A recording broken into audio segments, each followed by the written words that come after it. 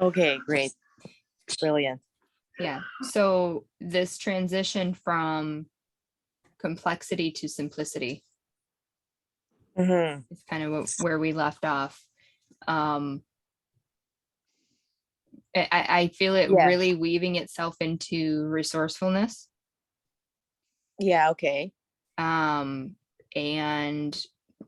really transcending this sense of inadequacy that we all have, Right. and this See. this really, I can feel it weaving into our ability to be successful in our businesses Mm. or whatever it is we decide to do, whether it's manage junkyards or Yeah. coach somebody in their spiritual journey. um Yeah, exactly. I can see that link into more, I don't know, self-autonomous or self-reliant, where we are like perhaps maybe more inspired to use our gifts in that way. I think just because um, that simpler environment or allows us to connect with ourselves more and not have all these externally driven demands. See, we're shifting, I feel like, from externally driven demands where where we become, I don't know why we become so much less efficient in that type of environment actually. well, I that may be where this codependency and the judgment Yeah. of it, when we're given the things that we need as children, we Yeah. oftentimes, our mothers unintentionally, and I've done it myself, lace it with guilt. Oh, well, your mother did Yeah. this for you. And so now there's like this sense of indebtedness for being provided for. Yes. It's yeah, it's very interesting. I was starting to look at this from like a cultural lens too. Mhm. Like how I grew up in the Philippines, and they have their own way of codependency there. But there culturally, it's expected that you would rely on family throughout your entire life Right. and never really try to make it on your own in that way of like buying your own house. It's not necessarily expected there. Mm-hmm. Um, which basically just gave me a reference point when I moved to the West in Canada. Right. I saw like how over a few years my mentality shifted Mm-hmm. deeply. And the general energy that I experienced in Canada was one of competitiveness, like a sense of needing to survive for yourself and then Mm-hmm. for your own family once you have your own kids and husband. Right. And there's a sense of like, okay, I have to do this on my own. I have to do this. I have to survive no Mm-hmm. matter what. Mm-hmm. And then in that is breeds a sense of a kind of resentment toward life in general, but then we push it out toward the people in our environment. Yeah. And then it perpetuates the wheel. It perpetuates the Yeah. wheel of, because we're always dependent on something. Yeah. It's just a Exactly. matter of the source that it's coming from, Yeah. and the vibration that's coming from it. Exactly. So Influence around it. which is probably why a lot of us flee our families in one way or another, because I mean, if you look at the foundation of the concept of families caring for one another is very efficient. There's a Yeah. lot of efficiency in, hey, don't worry, you don't have to buy a Unfortunate. whole house. We can all pitch in, a little Yeah. amount, and boom, you have what you need. Exactly. That's very, Shared. I like the simplicity of that. And I feel like it has gotten so convoluted. And I think when we go out and we're trying to find the sense of self, I think that's where Yeah.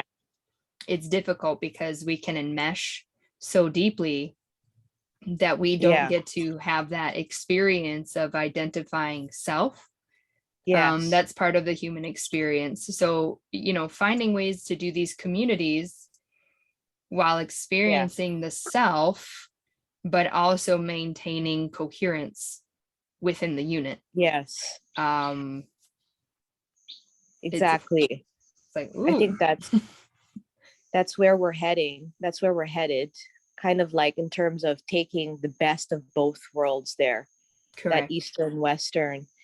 Because yeah, the limitation of that Eastern mindset is the loss of the self that kind of gets sacrificed. Yeah. Um, when I moved to Canada, I was able to really have a focus on the self and what do I want? What do I Yes. want to achieve? What are my gifts? What is my voice? Mm-hmm. And that's a very pivotal part of our evolution as an individual too. So that is needed. Yes. And I think the difficulty now as we break this new ground into forging these new communities is the concept of family. We're expanding our understanding of family. So once I pass through that process and discover myself as an individual, now I get to attract family members that are not necessarily of kin, of blood, Mm-hmm. people who share the same sensitivities and value system. Right. And then together we can share and have those homes and pitch in, Right. um, without that without that other layer of obligation. Well, those pieces that are linked to the family, that toxic family dynamic that we still have to learn and evolve from, Mm-hmm. I think, as a collective. No, I agree. There's that expectation component. Um, Yeah, the and expectation is so high. yeah, and I think that's the sense that type that tends to overshadow the self. That does. It Um, does. It does. yeah, so you're and that's where I think being mindful of what we do and being able to have those checks and balances within, that's the beauty of finding the self, is being able to have those internal checks and balances to go by. Yeah.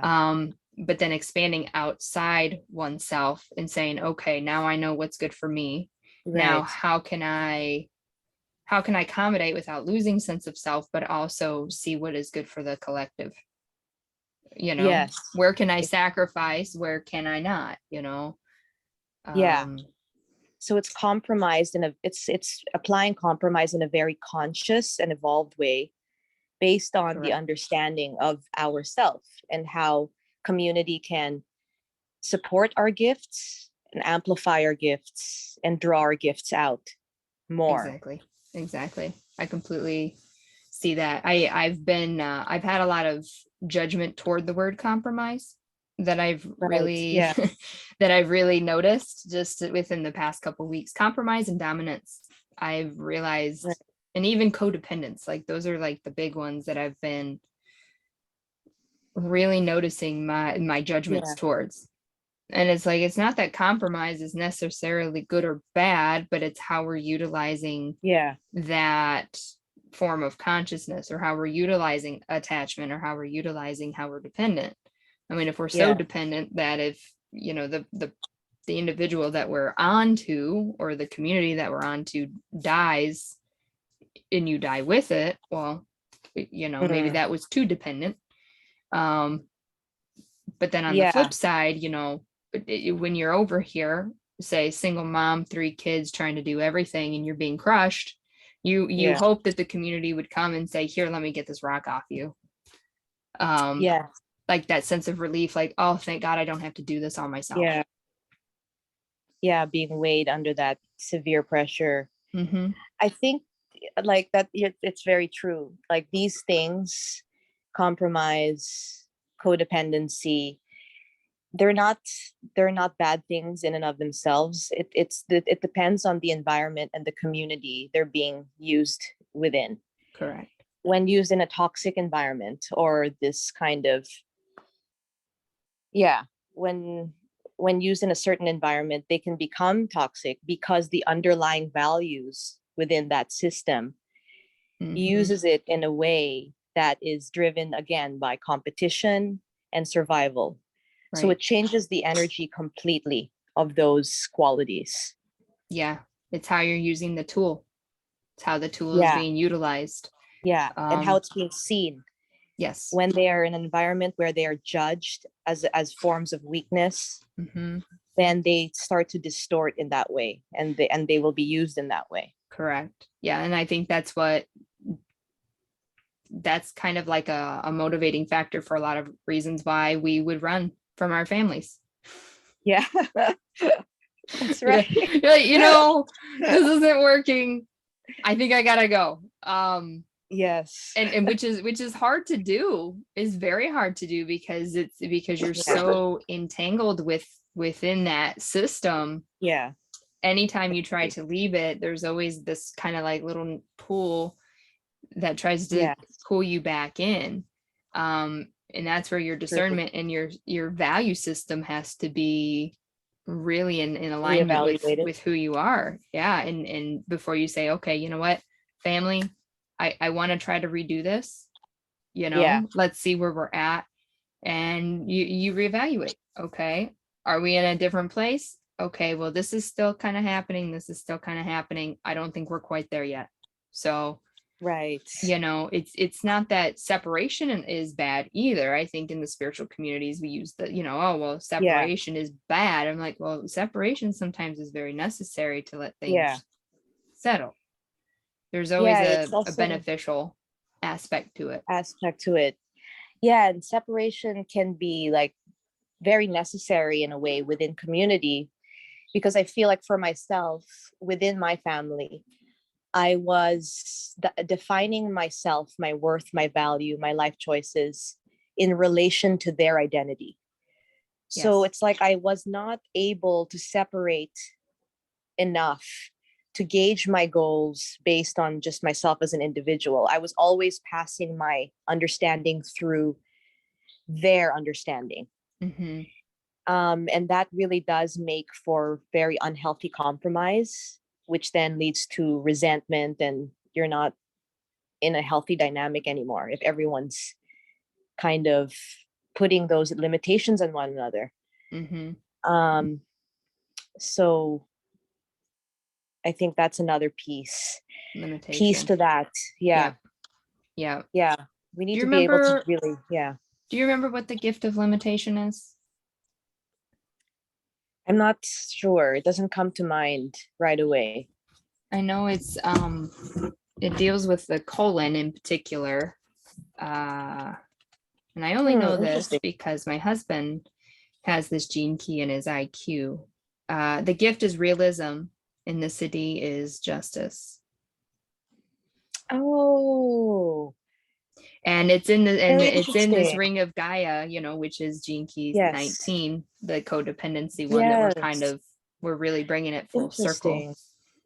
Because I was thinking about divine justice the other day, and how that relates to the codependency piece. I was thinking, like, in our current sense of the word justice, it is that I get to pass, or a group of people get to pass judgment over another based on a collective sense of what is right and wrong, justice. Correct. That divine justice kicks in when we begin to recognize that truly our journey is with ourselves alone. We are governing ourselves, and we are discerning what is right and wrong based on our life journey, or our multiple lifetimes of journey. And coming into justice in that way is more realistic, actually. Right. If that's the right word to use but so there, I'm following that train of thought with that gene key. Yeah, me too. It's the ring of Gaia. And with this codependency, there's been a really big mother aspect that I've been feeling most strongly. The earth being the mother, and the more I am connecting, the more I can even feel her kind of vibrating at night. Once everybody goes to sleep, I can, that sensitivity, that gift of sensitivity that comes from through this realization of codependency. You can feel, she feels nervous, and you're like, oh, I dealing with my own mother. She dealt with anxiety and very little self-worth. And I enmeshed with that and feeling, so Mm. now I can feel that mirror come through. I can feel the earth come through, and I can Wow. see why she would be experiencing, instead of looking at Gaia as a victim to her children, she's utilizing resources at a rapid rate, Mm. in and of herself.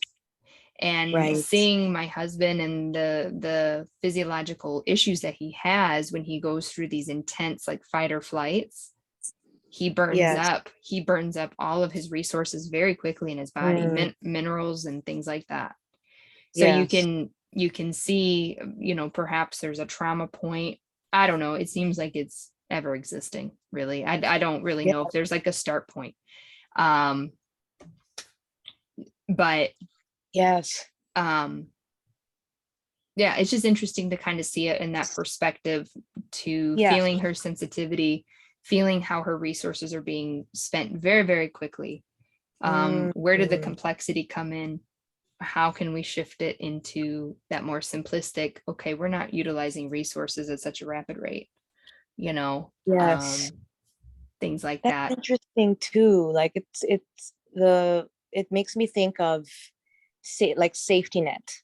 Like in the Mm, human family, I guess our survival or sense of survival is it's equated to the feeling of having a kind of a safety net, and within that safety net we expect that we will be able to access resources right. because of the society we live in. And I it's interesting because the safety net, or the pool from which we draw these resources, can become very limited very quickly. Mm-hmm. And here again is where that codependency starts to look very much like weakness and survival in that common Yeah. view of it in society.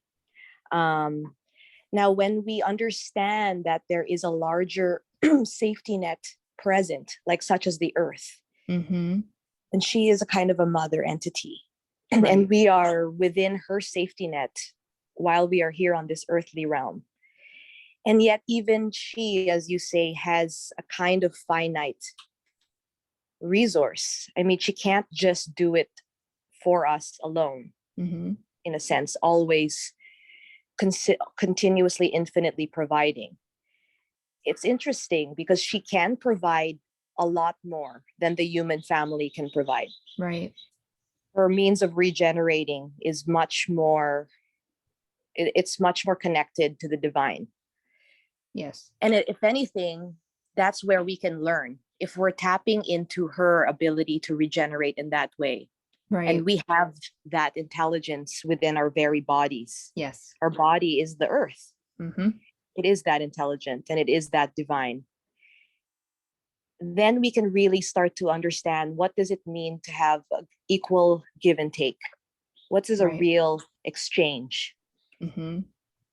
A real fair, true, regenerative exchange? That's, I think, what we need to look into. Yeah. Yeah. I agree. It's did I take what I need, or did I take more because I was afraid that I wouldn't have enough? Yes, You that's know, true. Yes. that reminds me of even in the New Testament, when Jesus is saying, don't worry what you're going to eat or drink, because doesn't God even feed the birds of Yes. the air? Right. You That's know, right. it's that mentality of having um having what you need and trusting that Yes. I'm going to have exactly what I need at the right time. And I think that's with Gaia Yes. and this whole idea of the feminine and the mother. I think this is the path that she is walking us on, you Yes. know, taking us to foreign, crazy places that we would have Yeah. never gone otherwise. Do we buy a place? Do we rent a place? Do we make sure we have land? Do we not? Do we preserve? Do we, Yes. and we're being guided each and every step and saying, just have faith that you're going to be provided Yeah. for. And that's a very, very difficult road to walk, because we're from a construct that is very structured, and you must plan, you must plan, you Yes. must plan for the unexpected. And so we're in a Yeah. constant state of fight or flight and survival mind unknowingly. We don't even realize that we're in Yeah. survival mode 24/7. Yes. We don't realize it. And it's interesting actually, that fight or flight survival mode. In an interesting way, I felt that being more active when I was more attached to that construct Mhm. of, well, society provides you the system that you need. You just have to do your small piece and fit Right. into that to Right. make that engine go. I was more on a flight, like that survival mode, interestingly enough, Mhm. because I was not being inspired to check in to my own resources and what I Right. really needed and what I really could provide myself. Mhm. That was a completely disconnected process. Right. So it's funny as we make this shift into, well, that that construct is starting to fall apart Yes. collectively. We're Mhm. not relying on that as we did, and that is kicking our survival mode in, subconsciously or consciously. And yet as I shift over to having to rely on my own inner trust, inner resources to see how the earth is guiding me, there's less of a survival mode, interestingly enough, Mhm. just because I'm Right. checking in, feeling more grounded within my own scope of what I can do and cannot do. Right. So it's just a temporary transition of feeling this survival mode while we forge these new pathways, Mhm.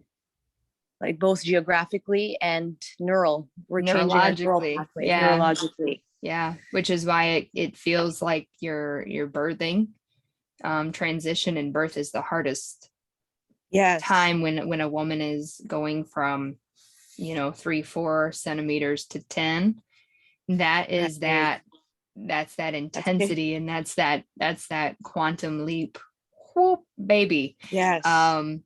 Yeah. So we're very much there. We're very much I think we're having really good insight into seeing the duality of each of these components.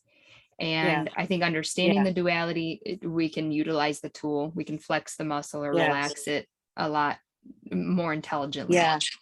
rather than Yeah. suppress either aspect of it, and being able to weave however it is that we Yes. desire for it to look, and to not be afraid of failing in the process and exploring and experimenting. So I agree.